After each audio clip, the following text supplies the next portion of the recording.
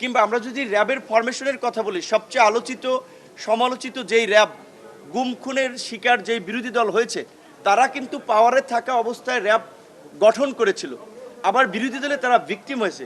তাহলে কিন্তু ভবিষ্যতে আরও একটা গণ অভ্যুত্থানের আবার কিংবা একটা না অনেকগুলো গণ অভ্যুত্থানের আবার প্রয়োজনীয়তা দেখা দিতে পারে। এর জন্য বিশেষ করে জাতীয় সাংবিধানিক পরিষদ বা এনসিসি গঠন করা সম্ভবত সেই বিষয়ে পর্দার আড়ালে আলোচনার সাপেক্ষে আসলে ফরম্যাট চেঞ্জ করেছে সংবিধান এই জাতীয় ঐক্যমত্য কমিশন।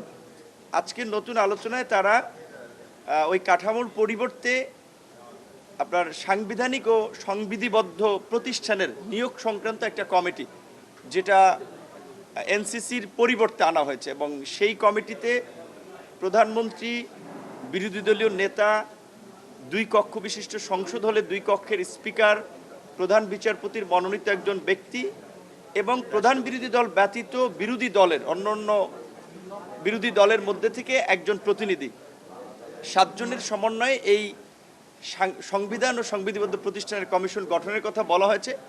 আমরাও মনে করি যে আমাদের দলীয় অবস্থানের থেকে জাতীয় ঐক্যের স্বার্থে এই বিষয়টিও ভালো হয় যদি সবাই একমত হয়, এবং অধিকাংশ দল এখানে একমত হয়েছে। তবে আমাদের সেখানে যেহেতু সংস্কার কমিশন সুনির্দিষ্টভাবে স্বয়ংসম্পূর্ণ প্রস্তাব নিয়ে আসতে পারে নাই, আমরা বলেছি যে এইখানে যেহেতু 5 জন কার্যত 7 জনের মধ্যে হবে প্রো গভর্নমেন্ট বা সরকারেরই এক প্রকারের অনুগত কিংবা মনোনীত, আবার 24 সালের মতো আমিডামি নির্বাচন হলে বিরোধী দল সহ তাহলে 6 জনই হবে আপনার সরকারের অনুগত। সেই জায়গা থেকে আমরা বলেছি অন্তত এই কমিটির 7 জনের পূর্ণাঙ্গ মতামতের ভিত্তিতেই এই যে সাংবিধানিক কমিশনের এবং সংবিধিবদ্ধ প্রতিষ্ঠান হিসেবে যেটা চিহ্নিত হবে তার নিয়োগটা নিশ্চিত করা হবে। সেখানে আমাদের দলের পক্ষ থেকে সুনির্দিষ্টভাবে আমরা 5 থেকে 7টি নিয়োগের কথা প্রস্তাব করেছি। 1 নম্বর নির্বাচন কমিশন, 2 নম্বরে দুর্নীতি দমন কমিশন, 3 নম্বরে পাবলিক সার্ভিসের চেয়ারম্যান থেকে শুরু করে অন্যান্য নিয়োগ, এবং মহাহিসাব নিরীক্ষক থেকে শুরু করে অ্যাটর্নি জেনারেল।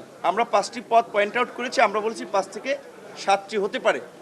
আর প্রধানমন্ত্রীর মেয়াদের প্রশ্নে যেটি ম্যাক্সিমাম রাজনৈতিক দলে আমরা একমত হয়েছি যে 10 বছর অন্তত বেশি নয়, সেইখানে বিএনপির পক্ষ থেকে এনসিসি না থাকলে তারা একমত, এরকম একটি প্রস্তাব যেটা এসেছে।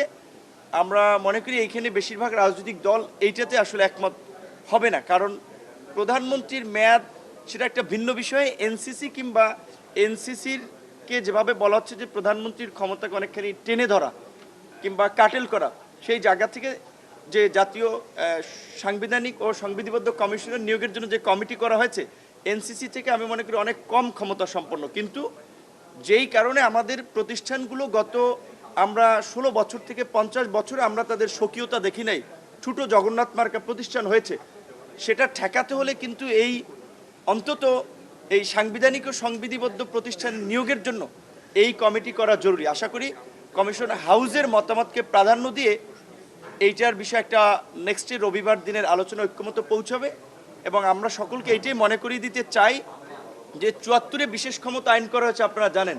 কোনো সরকারই কিন্তু সেইটাকে পরিবর্তন করে নাই। সব সরকার কিন্তু তাদের ক্ষমতাকে কুক্ষিগত করতে ব্যবহার করেছে।